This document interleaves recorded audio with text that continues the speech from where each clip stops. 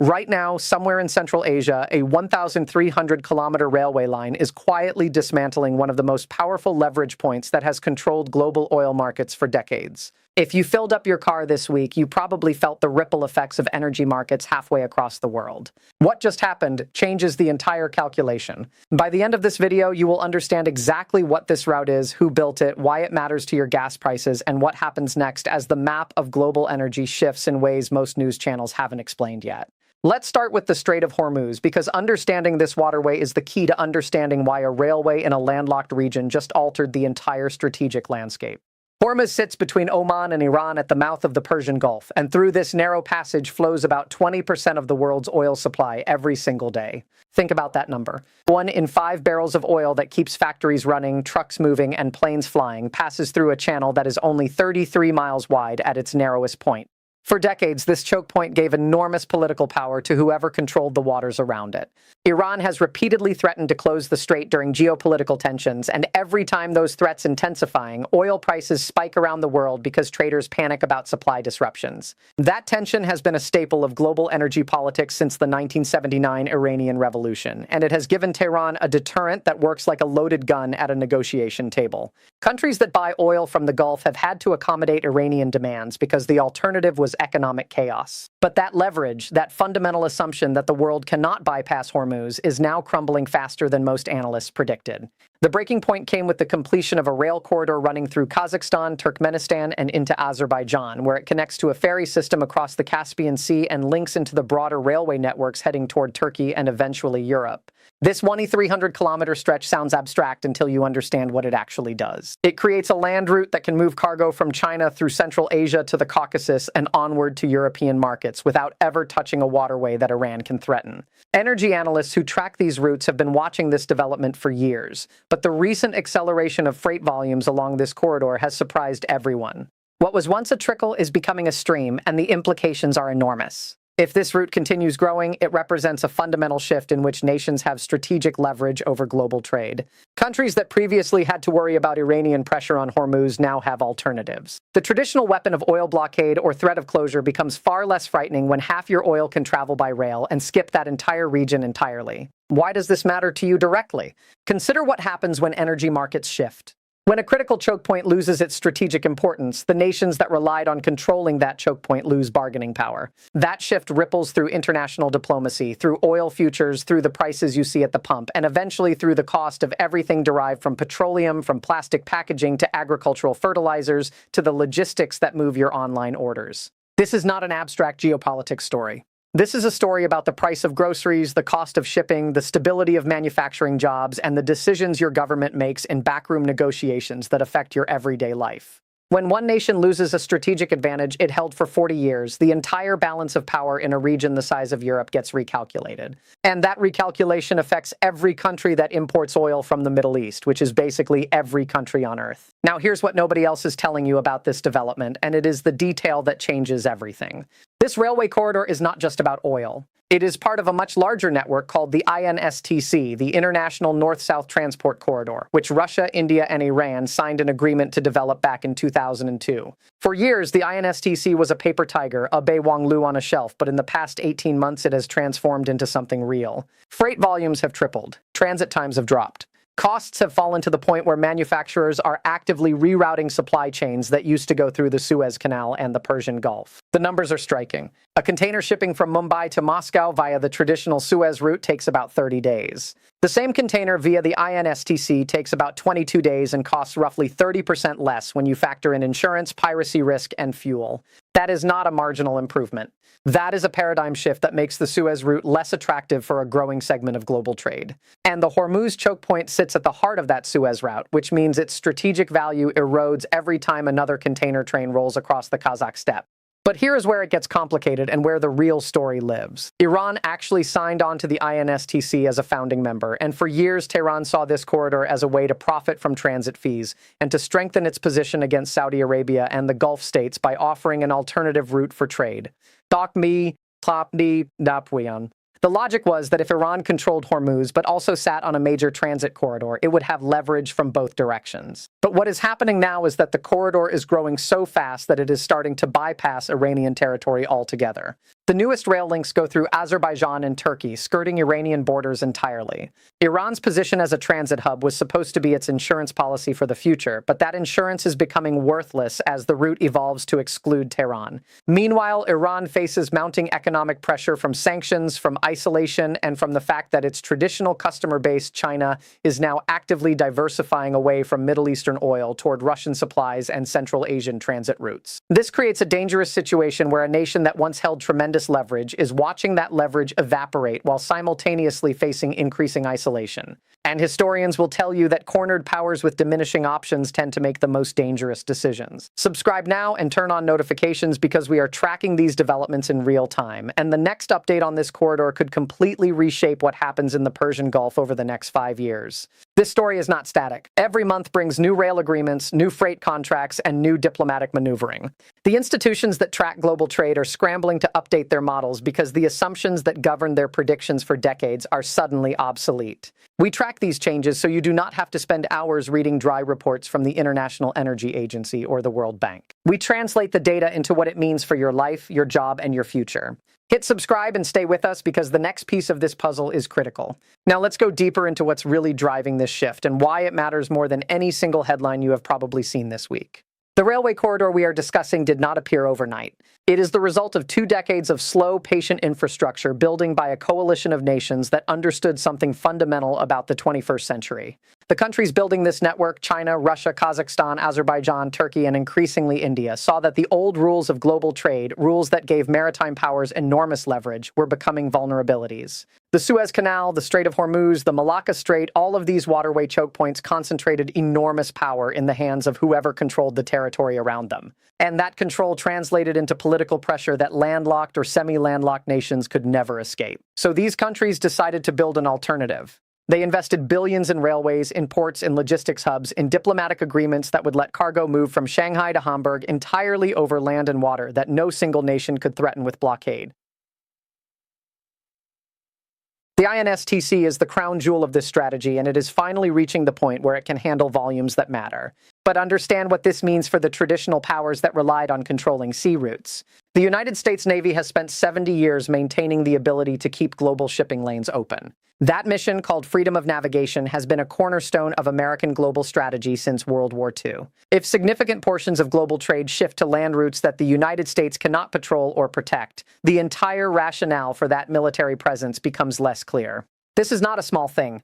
This is a fundamental restructuring of the security architecture that governed international relations since the Cold War. When you hear analysts talk about multipolarity or the decline of American hegemony, they are often talking about exactly this kind of infrastructure shift. The corridor is not just a trade route. It is evidence that a new version of global logistics is emerging, one that does not require American naval power to function. And that changes every calculation about military spending, diplomatic alliances, and the value of overseas bases. For the Gulf states, this development is existentially alarming. Saudi Arabia, the UAE, Qatar, all of these nations built their economic models on the assumption that their geography made them indispensable. Oil flows from their fields to your gas tank through waters they could theoretically threaten, and that threat gave them a seat at the table in every major diplomatic negotiation. But when their geography becomes less essential, when cargo can route around them, their leverage disappears. The Saudi Vision 2030 initiative, the big economic diversification plan that Mohammed bin Salman has bet his kingdom's future on, was designed partly because Riyadh sensed this shift coming. They know that eventually their oil wealth will not be enough to sustain the country if other nations stop needing to go through their neighborhood to get it. The railway corridor accelerates that timeline. It makes the diversification plan more urgent and more difficult at the same time. And the same math applies to Iran, which is why Iranian strategists are increasingly vocal about their desperation to remain relevant to the transit network. Consider what this looks like on the ground in the countries running through this corridor. In Kazakhstan, a nation the size of Western Europe with a population smaller than Poland, the new rail traffic has become a lifeline. Kazakhstan's president Nursultan Nazarbayev understood years ago that his landlocked country would either become a bridge between major powers or a backwater. The rail corridor transformed Kazakhstan into a logistics hub. Warehouses are being built. Port facilities are being upgraded. A new generation of Kazakh truck drivers and logistics managers is being trained because the volumes justify the investment. In Azerbaijan, the same story plays out with a country that sits at the crossroads of Central Asia and Europe. Baku's port on the Caspian Sea is expanding rapidly, and the ferry system that links Azerbaijan to Kazakhstan across the water has increased capacity 3 times in the past 2 years alone. Navsharak or Nafsir Narsi. These countries are not just transit points anymore. They are becoming major players in global supply chains for the first time in their modern histories. Their citizens are seeing new jobs, new investment, and new opportunities that did not exist 5 years ago. What would you do if you were the leader of a Gulf state watching your leverage disappear? Would you adapt? Would you negotiate new partnerships? Would you try to sabotage the alternative routes? The answers to those questions will shape the next decade of Middle Eastern politics, and they will determine whether this transition happens smoothly or violently. History suggests it will not be smooth. The countries losing strategic position do not accept their decline gracefully. They push back, they make threats, they try to destabilize the alternatives. And when those alternatives involve railways running through multiple sovereign nations, the potential for conflict is enormous. Every time a political crisis erupts in Kazakhstan or Azerbaijan, it creates uncertainty in the transit corridor. Every time Russia tightens its grip on energy policy, it affects how much freight the corridor can handle. The INSTC is impressive, but it is not immune to the geopolitical turbulence that surrounds it. Share your perspective in the comments. Do you think this railway corridor will fundamentally change the balance of power in the Middle East, or will traditional oil routes remain dominant for another generation? Your insights help us see angles we might miss, and we read every response. While you are thinking about that, consider this next piece of the puzzle, because the story gets even more interesting when you look at who is financing all of this. The money behind the corridor tells you everything about who benefits from its success. China has put more than $50 billion into infrastructure along the Belt and Road routes that feed into the INSTC. That investment is not charity. It is strategy. Beijing wants to ensure that its manufactured goods can reach European markets without depending on sea lanes controlled by the United States Navy. The South China Sea disputes, the tensions over Taiwan, the competing claims in the Pacific, all of it makes Chinese leaders desperate for alternatives to routes where American naval power could theoretically disrupt their trade. The railway corridor is their insurance policy. If tensions with Washington escalate to the point where shipping through the South China Sea or the Indian Ocean becomes dangerous, China has a land route that bypasses those contested waters entirely. That is why Beijing is willing to fund rail construction in countries that most Western investors consider too risky. China is buying strategic resilience, and the price tag is worth it. Russia's motivations are more complicated. Moscow sees the corridor as a way to maintain relevance as an energy power while reducing its dependence on European customers who are increasingly hostile to Russian gas. If Russian oil and gas can flow south through the INSTC to India and China, Russia becomes less vulnerable to European sanctions and political pressure. The war in Ukraine accelerated this strategy dramatically. When Europe cut off Russian energy imports, Russia doubled down on Asian markets, and the INSTC became critical infrastructure for that pivot. Russian companies are investing heavily in rail upgrades that will increase capacity for southbound cargo. Moscow is also using the corridor as leverage with Central Asian nations that might be tempted to cozy up to Western investors. Russia still sees itself as the dominant power in its neighborhood, and the corridor reinforces that position even as Russia's overall economic strength declines relative to China and India. For India, the corridor solves a decades-old strategic problem. New Delhi has long been squeezed between its need for energy imports from the Middle East and its desire to maintain independence from American or Chinese dominance. The INSTC gives India a route to trade with Europe and Russia without going through waters controlled by anyone else. Indian companies are now actively exploring manufacturing opportunities in Iran and Central Asia, specifically because the transit corridor makes those locations viable. If you are an Indian factory owner, shipping your goods to Europe via the INSTC is faster and cheaper than going through the Suez, and it does not require dealing with Pakistani or Chinese-controlled waters. That calculation is increasingly attractive to a country of 1.4 billion people that is determined to industrialize without becoming dependent on any single power. Now, here is the scenario that keeps energy analysts awake at night. What happens if Iran decides that its diminishing leverage over Hormuz means it has nothing left to lose? The Iranian government has survived decades of sanctions, isolation, and internal pressure by maintaining a narrative that it holds vital strategic assets that the world cannot afford to ignore. When that narrative collapses, when Iranian leaders face the reality that Hormuz no longer gives them the deterrent they relied on, the rational response might be to act before their position deteriorates further. That could mean accelerating nuclear development to create a different kind of leverage. It could mean supporting proxy forces in the Gulf to disrupt the alternative routes. It could mean forming new alliances with Russia or China that accelerate the shift away from Western-dominated systems. None of these options lead to stability, and all of them increase the risk of conflict in a region that is already fragile.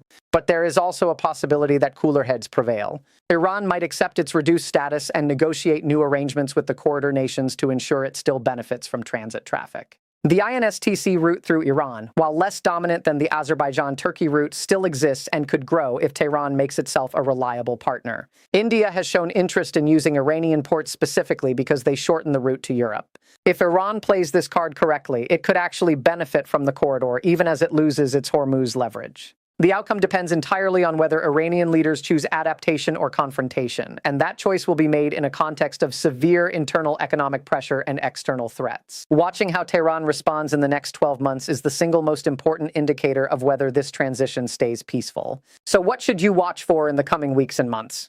Here are 3 specific indicators that will tell you which direction this story is heading. First, watch the freight volumes on the INSTC.